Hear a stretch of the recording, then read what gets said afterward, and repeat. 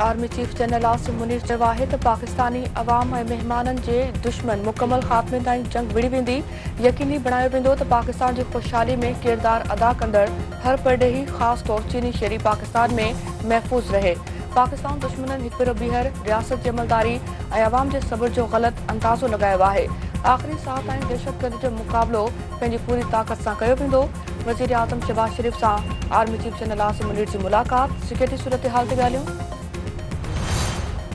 वज़ीर आज़म शहबाज शरीफ़ पारां चीनी शहरनि जी सिक्योरिटी फुल प्रूफ बणाइण जी हिदायत। सिक्योरिटी सूरत हाल ते आला सतही इजलास में चीनी शहरनि ते हमले वारे वाक़े जी सख़्त लफ़्ज़नि में मुज़म्मत।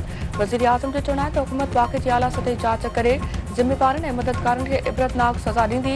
पाक चीन दोस्ती खे नुक़सान पहुचाइण जी किरियल हरकतुनि खे कामयाब थियण न ॾिनो वेंदो।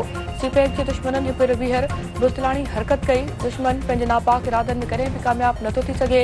दहशतगर्दी जे नासूर जे ख़ात्मे ताईं जंग जारी रहंदी।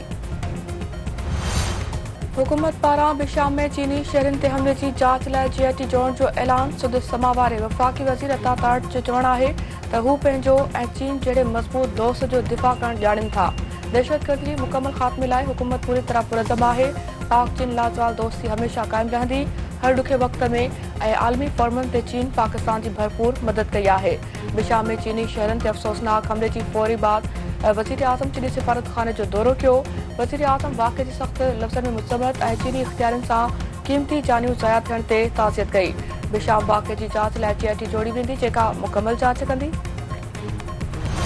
इस्लामाबाद हाई कोर्ट जे 6 जजनि जे ख़त वारे मामले ते सुप्रीम कोर्ट जो फुल कोर्ट इजलास जारी। चीफ जस्टिस काज़ी फ़ाइज़ ईसा जी सदारत हेठि इजलास में जजनि जे ख़त जो जाइज़ो वरितो पियो वञे। पंजाब मां 7 सेनेटर बिना मुक़ाबले कामयाब थींदड़नि में घरू वज़ीर मोहसिन नक़वी, नून लीग जो परवेज़ रशीद, नासिर महमूद, अहद चीमा ऐं तलाल चौधरी शामिल। सुनीता कांसो जो राजा नासिर अब्बास ऐं हामिद ख़ान भी कामयाब थी विया।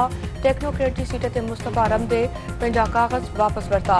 जनरल सीट ते शहज़ाद वसीम, मुसद्दिक़ मलिक, वलीद इक़बाल ऐं उमर एजाज़ चीमा नामज़दगी काग़ज़ वापसि वरिता।